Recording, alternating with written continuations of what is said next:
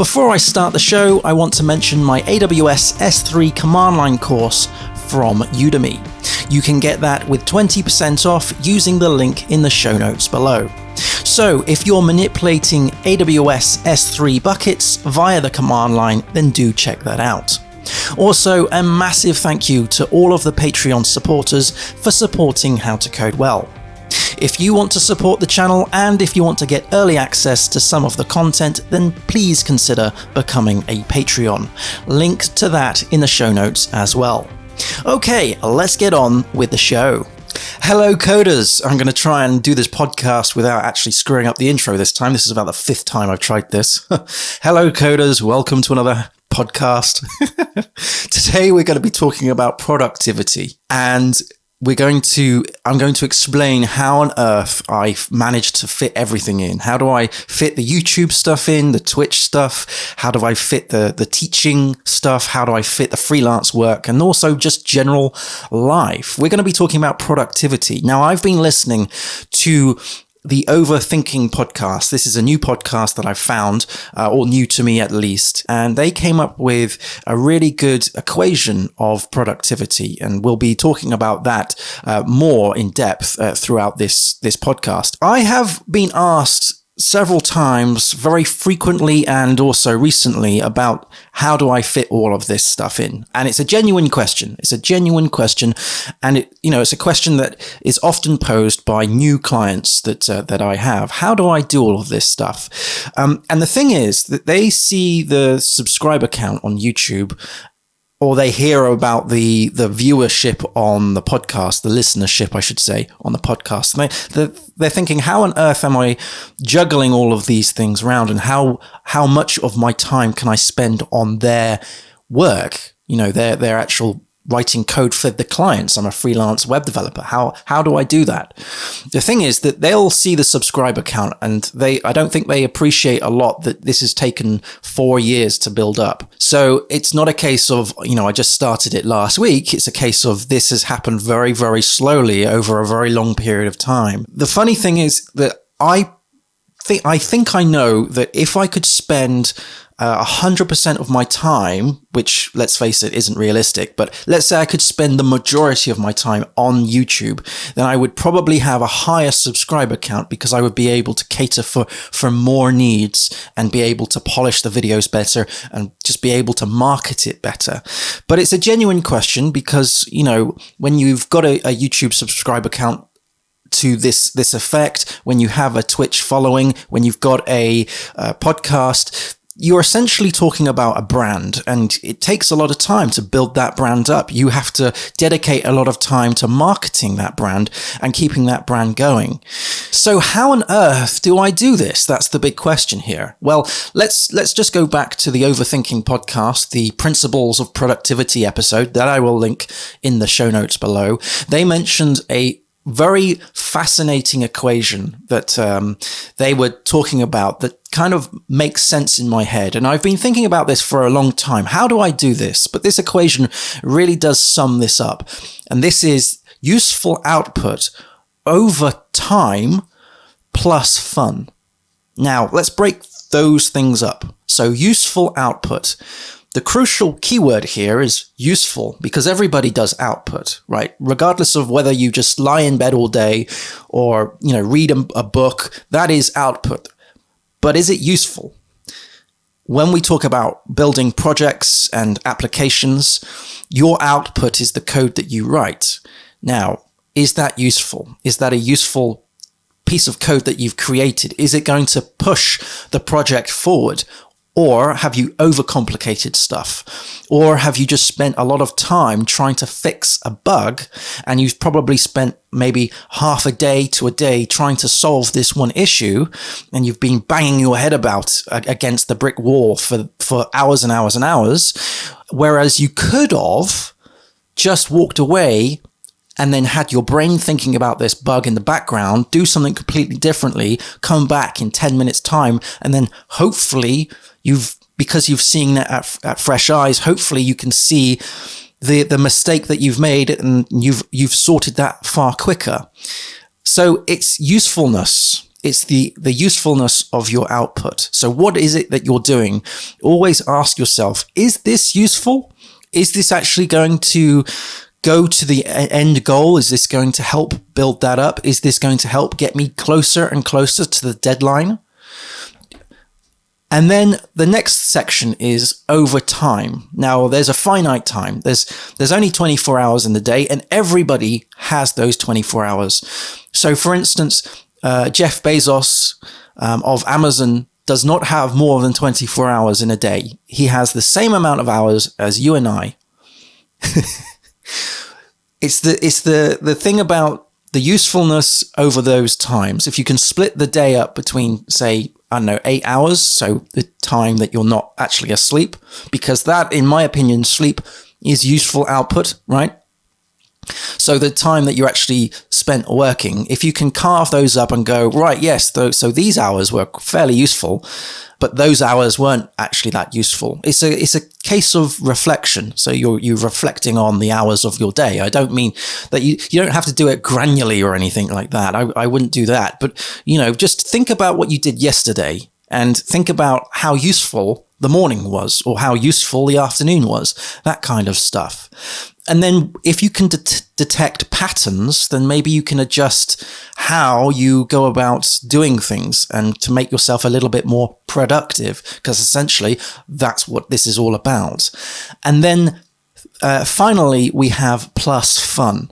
Now, this is a crucial one, and it's a little bit complicated to talk about. Fun is an enjoyment. So if you have to work on something which you don't enjoy, you're going to be finding all sorts of excuses not to do that one thing. And therefore your output is not going to be useful, right? Because you could be putting off that thing. You could be watching Netflix. You could be going for walks. You could be working on other bits and pieces, and just sort of like having that sort of bite at you in the back of your mind. And then when it comes to the deadline, you have to then suddenly do it and then hit all that stress. That's not fun, in my opinion. Fun is where you're enjoying what you're doing and you get into a swing, right? And this is the thing that's kind of really difficult to explain. It's the zone that you get into, the jive, the rhythm, right?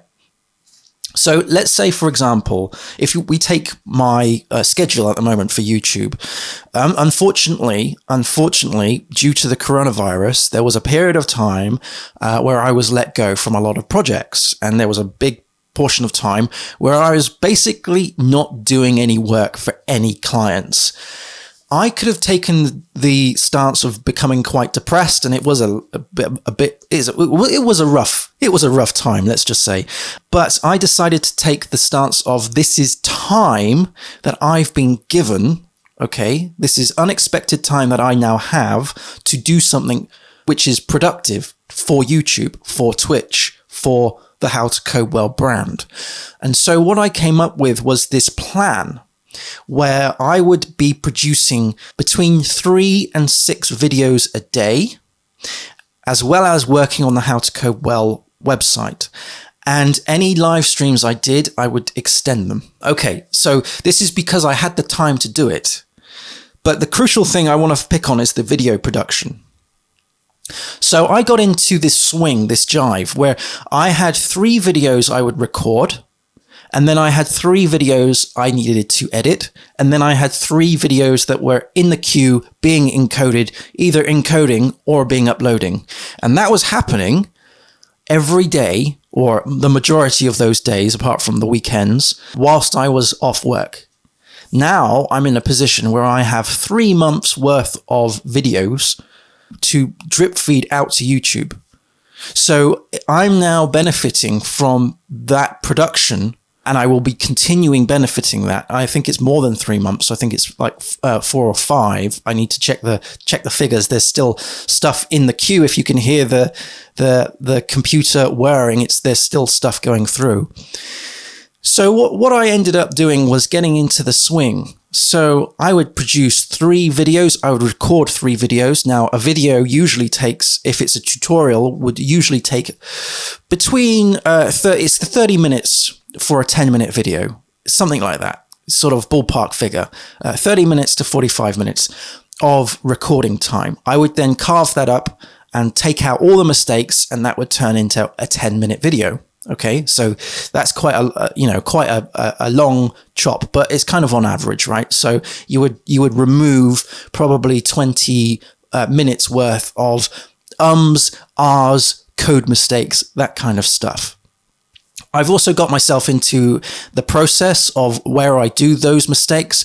I leave a gap in the recording, and then I can pick that up during the edit. So, I've got myself into that kind of rhythm and routine. But also what I was finding was that I would do the first one and that would take long. And then I would do the second one and that would take a little bit shorter. And then I would do the third one and that would be even shorter in terms of recording, because I would be nailing things. I would be getting more into the flow of things. Same with editing. I could, I learned shortcut keys and I was doing things that were really fast. The first edit took ages. The second edit, not so much. And the third edit was pretty quick. And then obviously we have the encoding and the uploading. This is all happening automatically. So I just push things up to the queue, and then after the queue, they go straight up to YouTube, put it in a sort of an unlisted private state. And then same with the thumbnail creation. I would end up with 5 or 6 thumbnails that I would have to just do. I found a template and I just did them. The thing is, if I was to do this every week, do one video every week, and that was what I was doing when I started YouTube, then I would spend probably the best part of a whole weekend doing a single video. And that's because I was learning whilst I was doing it, and I still am learning, of course. I didn't have all the automation set up as I do now. I didn't have any of the templates that I created for the thumbnails and other bits and pieces. And I was probably less relaxed as I am now doing a video. So there's a lot to be said about getting into the flow, getting into what we call the zone. It's the same with coding. If you're in that zone, if you're in that sort of comfortable place where you just, it's like a rhythm, like your fingers are dancing on the keyboard, and you're just flowing out code that works, and it's all good. This is also what I do when I'm doing some testing and all of that stuff. So I, test the work, get the failing test written, and then come up with the code and then run those tests. Fine. So if you watched my PHP Twitch stream last night, where I was doing, I did 3.5 hours last night fixing PHP stan errors. Wow. Whilst drinking gin, I should say. And it was a rhythm. We got into a rhythm. It was like, I found a bunch of bugs that were very similar, and we would just clear them out. Bush, bush, bush. And that would be it. So there's something to be said about this zone thing. And I'm not any kind of scientist or any kind of clever person to do with what the zone actually means, but I know that once you get into the swing of stuff, it becomes a bit like a conveyor belt, right? So you can do this and then you do this, and it's quick feedback. I'm addicted to quick feedback loops. So if I can see that I'm actually being productive real time, then I want to be more productive, right? Let's also talk about working when I shouldn't be working. Because this happens a lot. And I've had many guests on the podcast, and they talk about how disciplined they are with work. So they come to 5 o'clock and then that's it. And perhaps they either go away from their office, so they've actually got an office that they can walk away from, or they close the laptop down and that's it. I'm a little different. What I do is when I finish my day, right, with my clients, so it's probably about six in the evening, I will go downstairs and have dinner, and I will also take my laptop, and that is How to Code Well time. Same with the mornings, right? So before 9 in the morning, any time I spend in the office is How to Code Well time. And, I get up quite early, and perhaps I go to bed a bit too late, but, the bookends of my day are How to Code Well. The reason why I do this is because of this fun factor. YouTube is actually a hobby of mine. Coding originated from a hobby of mine. I find this fascinating and fun. I'm enjoying it. I'm enjoying myself. And therefore, I'm quite happy to spend time doing it. And the more I do, the more I want to continue, and the more fun it becomes. So it's one of those sort of cycles. If I didn't enjoy coding, I would be doing something completely different. There is a little bit of an issue there with burnout. Okay. A big issue with burnout because, you're doing how to code well, plus you're doing client work. You need to do something else. And recently I have been looking at doing some watercolor painting, just sort of to break up my day. I must say with this virus, when we're all working from home, and I know that I've been working from home for years and years and years, but it just seems, I don't know, even more now, that it's very difficult to just walk away from the work, because that's what you do to keep yourself sane, or keep myself sane, is to do how to code well, to do freelance work. Because I've never built up the other hobby, which isn't work, then I do feel like sometimes I'm teetering up on the burnout stage. However, I have built up over the years some sort of early warning detection there. So that's basically what I do, right? So make sure that the output is extremely useful, okay? Because there's no point in doing something that isn't useful. In terms of because the house code well stuff, because it's either at the start of the day or it's at the end of the day or it's over the weekends, right? Because there's a smaller amount of time to do those things compared to, say, the 9 to 5 or whatever hours I'm doing for client work. Because there's less time for how to code well stuff, the output has to be incredibly useful. If I'm doing anything with how to code well where it's not useful at all, then it's just a complete and utter waste of my time. And I get really annoyed when that happens. So useful output over time. So there's only a finite amount of time in your day that you can actually do your work. And then you got to make sure that what you're doing is actually fun and useful and good, right? You're enjoying it. There's no point in doing something that you don't enjoy. Unfortunately, we can't do everything that we enjoy. We have to do things that suck. Okay. So, for example, something that I'm really bad at is doing the accounts, right? Doing the bookkeeping. I hate it. I really hate doing stuff like that. I hate doing invoicing. I hate doing quotes. I really don't like those areas, those kind of bits of the business. And then, of course, the day-to-day running of various bits and pieces to do with business paperwork. I hate that. I really do. But it has to be done. If it doesn't get done, then obviously you get fined or something, slap on a wrist, or some sort of financial penalty. I hate doing those things. However, when I do those things, it's usually over the weekend, unfortunately, because what I like to do is to clear my mind from as much coding as possible and then just focus on those bits and pieces. Something that I'm trying to do or would like to do is to produce a newsletter. So this is an email newsletter, and I haven't decided yet how the frequency of this, but I'll put links down in the show notes below for an email newsletter that you can sign up to. It's completely free, of course. And this will be talking about these kind of things, as well as the bits and pieces that I do for How to Code Well, because I do think that we've got the YouTube, we've got the Twitch, and we've got obviously Twitter, and the podcast, of course. It would be nice to have a single newsletter that I push out to all the viewers and listeners of those things. Another thing that makes sure that what I do is useful is that I've got some gatekeeping going on in terms of my code. So if you watch the Twitch streams, you'll know that I've got this make test command, this make file with a make tests command in there. I run that and it will automatically test the code. It will check for PHP stan errors, and we got this up to stan level 8 last night, which is fantastic. But it means that any code that I write for How to Code Well now needs to adhere to these standards, which means that the code needs to have some consistency And that, in my opinion, is useful output, because if I don't have those tests, if I don't conform to those standards, then the code is going to be a complete and utter mess, and I'm going to have to fix it later down the line, and that is going to waste time later on. We've spoken a lot about productivity in what I would class the real time. But what about productivity when we're planning for something in the future?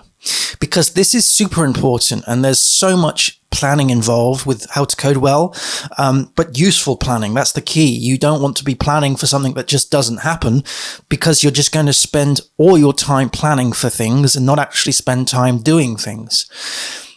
And you've got to be quite fluid and flexible.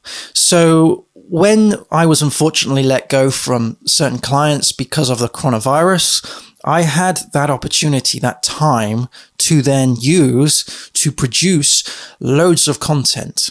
You'll see that I have now, growing a beard, and yet the videos that go out every Monday, I'm going to look totally different because my beard is not as grown as it is now. Now that might come across as very impersonal. It's not like a vlogger type thing where I produce, a daily vlog every day. I don't do that.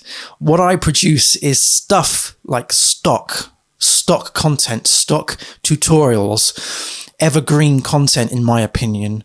And it doesn't matter when I do it. It doesn't matter if I suddenly release all of them at once, or if I drip feed them over several months, and that's what we're doing. With the podcast, it's slightly different, because obviously this is a weekly thing, and it's nice to try and talk to the audience sort of on a weekly basis. So usually I do these kind of things in the evening, or over the weekends, and schedule them up. When I have guests on, it's a different story, because obviously you're having to work not only against your time, but also their time as well. And there can be complications with time zones and other bits and pieces. So sometimes I'll be doing the interview like at 10 in the evening, because they're in America or somewhere where the time zones are completely skewy. So you kind of have to beat to their drum, With the Twitch streams, this is all stuff that is planned, but planned in advance, so I know what I'm going to be doing. Now, I guess I really can't talk about planning and productivity unless I talk about the actual How to Code Well site and how that's getting on, right? Because I've been working on this for like a year, like plus, especially live on stream, right? And if this was a project that I would be doing for a client, then it would already be out of the door already, because, I would be spending more time working on that thing, because I spend more time working on the client work than I do with How to Code Well. So this is kind of a reflection of how little time I actually have to spend on How to Code Well. The fact that this site isn't actually live yet. I'm kind of thinking that maybe it will go live sort of September-ish in a very soft, launchy type kind of way. I don't know. Please don't hold myself accountable to that. But in terms of the sprints going forward, that's kind of a rough estimate as how I kind of think that's going to happen. And then that will give me a month to find and fix issues. So that will bring us up to October. In November, I will plan to market it more heavily, and then push it out to the public in December. But, there's a lot of stuff to work on and build before any of that happens. But that's kind of my sort of thinking as to how I can get this website launched. And for those who don't know what this website is, this is the website that is my platform where people can watch my courses and my tutorials, and also sign up and subscribe and get premium content from me too. So if you're interested in the build of that, then please do check out the Twitch streams.